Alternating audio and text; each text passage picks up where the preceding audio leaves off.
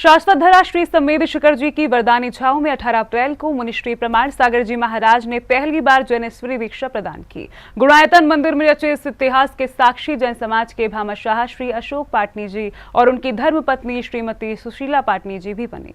दीक्षा की सभी गतिविधियों के बाद मुनिवर के विश्वविख्यात शंका समाधान कार्यक्रम में श्री अशोक पाटनी जी के मन में दीक्षा के फल को लेकर एक शंका है, जो कि श्री पाटनी जी ने मुनिवर के सामने रखी। आज दीक्षा का ऐतिहासिक प्रोग्राम सानंद सुव्यवस्थित संपन्न हुआ। महाराज श्री दीक्षा के समय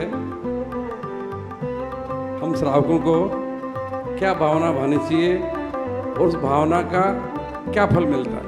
मुनिश्री प्रमाण सागर जी महाराज ने इस प्रश्न की सराहना करते हुए सरल शब्दों में कहा कि उस समय श्रावक के मन में यही भावना होनी चाहिए कि ऐसा पावन क्षण उसके जीवन में कब और कैसे आ सकता है। बहुत अच्छा सवाल किया है अशोक जी ने। दीक्षा के समय हमें क्या भावना होनी चाहिए? दीक्षा के समय यही भावना रहनी चाहिए कि मेरे जीवन में ये पल कब आए। जीवन का सार यही है, हमें इसी ध्येय के साथ आगे बढ़ना है। आगे गुरुवर ने कहा कि यदि इस प्रकार का भाव मन में जागृत होता है तो जीवन में धर्म के प्रति श्रद्धा बढ़ती है और पाप करते समय भय का अनुभव होता है, जिससे व्यक्ति के जीवन में सकारात्मक परिवर्तन आने लगते हैं।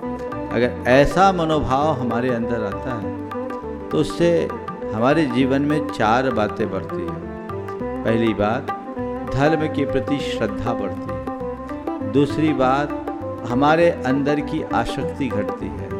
तीसरी बात, पापों से डर उत्पन्न होता है। और चौथी बात, हमारे अंदर का जो विनय गुण, श्रद्धा गुण प्रगाढ़ होता है। तो ये चीज़ें हमारे जीवन में बढ़े, ऐसी घटनाओं को हम रोज़ देखें, जब भी ऐसे प्रसंग आए देखें, तो वो हमारे धर्म भाव की पुष्टि में कारण बनता है। और लक्ष्य तो सबका एक ही है, इस भाव या अनंत भाव बाद भी उद्धार तो तभी होगा जब इस मार्ग को स्वीकार करो। इस तरह शंका समाधान के माध्यम से मुनिश्री ने न केवल एक शंका का समाधान किया, बल्कि उपस्थित श्रद्धालुओं के मन में धर्म के प्रति नई जागरूकता और आत्मचिंतन का भाव भी जागृत किया। जैन फोकस के लिए मधुबन, झारखंड से ब्यूरो रिपोर्ट।